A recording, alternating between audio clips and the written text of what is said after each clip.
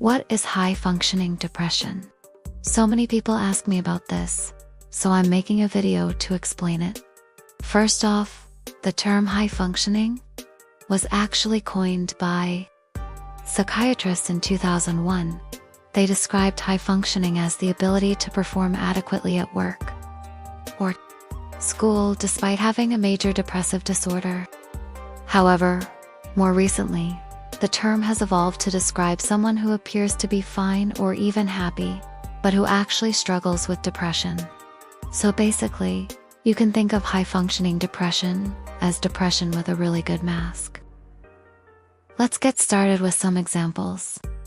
First, you do well at work, but outside of work, you have no energy. So let's say that you're a high-achieving student or employee. You always meet your deadlines, and you turn in all of your assignments on time, and you get good grades.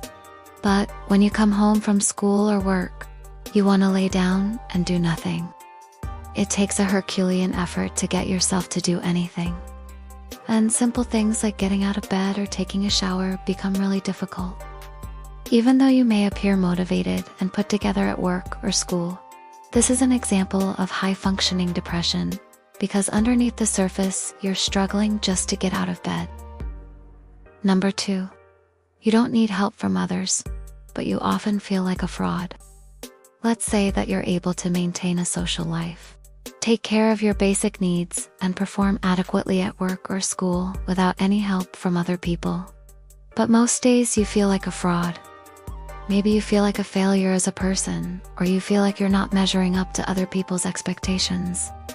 Or maybe you feel like you've disappointed your parents or your family. You may not ask for help because you want to prove to everyone that you can do it all on your own. But needing no help from other people is a sign of high-functioning depression, because underneath the surface, you're struggling with feelings of worthlessness. Number 3, you don't talk about your struggles, but you self-medicate. Let's say that you never tell anyone how you're feeling. You keep all your struggles to yourself. Maybe you don't want to be a burden to other people, or maybe you're afraid of being judged. So instead, you go to extreme lengths to hide your depression.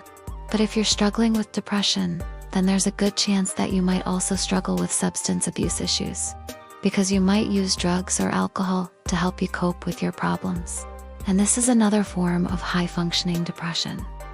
Because even though you may appear happy and healthy on the outside, underneath the surface, you're struggling with addiction issues. Number 4, you put everyone else's needs before your own, but you feel resentful. Let's say that you're always there for other people. You always make time for other people's needs, but you're always letting people down. Maybe you put other people's needs before your own because you're afraid of being alone, or you fear abandonment.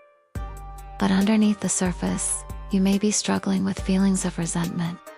And this is another example of high-functioning depression, because even though you may appear caring and selfless, underneath the surface you're struggling with feelings of bitterness. If you relate to any of these scenarios, then you might be struggling with high-functioning depression.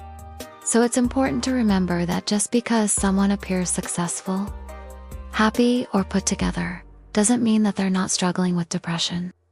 People with high-functioning depression are often called thrivers, because they're able to thrive or function well despite having depression.